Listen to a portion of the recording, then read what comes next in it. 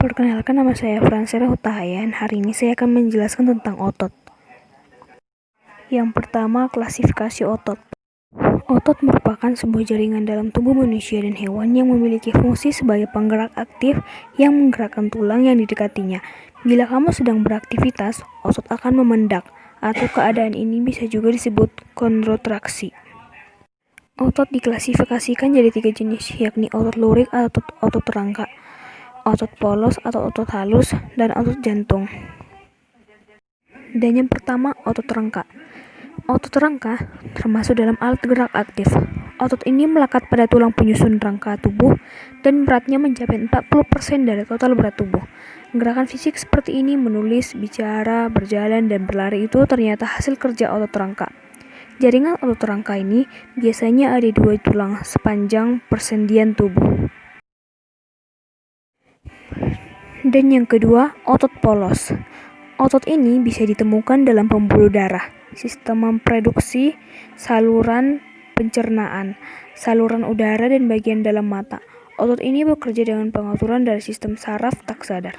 Otot polos hanya punya satu inti tunggal dan sel-sel terbentuk dari gelondong dengan 2 ujung meruncing. Yang ketiga, otot jantung. Jaringan otot yang satu ini bekerja secara otomatis setiap saat tanpa perlu kamu perintahkan. Fungsinya yakni membuat jantung terus memompa darah ke seluruh tubuh. Pergerakan otot jantung tidak bisa dipengaruhi sinyal saraf pusat, tetapi bisa dipengaruhi interaksi saraf simpatetik atau parasimpatetik, sehingga memperlambat atau mempercepat laju dengan jantung. Dan selanjutnya, struktur otot. Yang pertama, sarkolema. Sarkolema adalah membran yang melapisi suatu sel otot yang fungsinya sebagai pelindung otot. Yang kedua, sarkoplasma. Sarkoplasma adalah cairan sel otot yang fungsinya untuk tempat di mana miofibril dan miofibrilamen berada. Yang ketiga, miofibril. Miofibril merupakan serat-serat pada otot. Yang keempat, miofilamen. Miofilamen adalah benang-benang atau filamen halus yang berasal dari miofibril. Selanjutnya, mekanisme kerja otot. Mekanisme kerja otot diawali dengan adanya rangsangan pada otak atau sumsum tulang belakang yang akan diteruskan ke otot. Otot memiliki kemampuan untuk berkontraksi dan berelaksasi yang mendukung gerakan hewan atau manusia. Gerakan tersebut terjadi karena adanya perubahan pengaturan susunan aktin dan miosin dalam otot.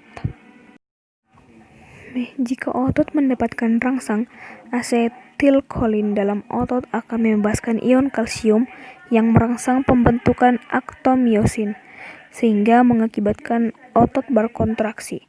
Apabila sudah tidak ada rangsangan, ion kalsium akan direabsorpsi. Akibatnya konsentrasi ion kalsium berkurang dan ikatan antara aktin dan miosin terlepas.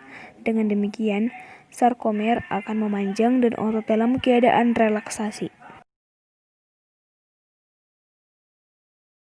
Kontraksi.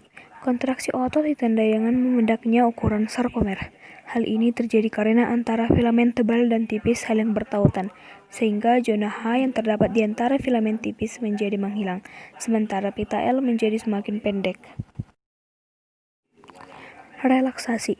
Relaksasi otot terjadi karena pertautan filamen tersebut terhenti, sehingga mengembalikan posisi aktin dan miosin seperti semula.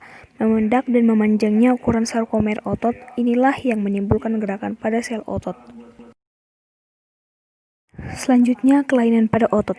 Yang pertama, distrofi otot. Distrofi menyebabkan otot melemah.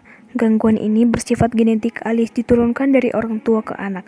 Penyebabnya adalah mutasi gen yang berperan menjalani fungsi dan pembentukan struktur otot. Dan yang kedua, penyakit Parkinson. Parkinson disebabkan karena sel saraf otot tidak menghasilkan cukup dopamin. Parkinson juga merupakan penyakit genetik dan dipengaruhi oleh usia yang sudah tua. Yang ketiga, fibromyalgia. Fibromyalgia ditandai rasa nyeri di bagian tubuh tertentu.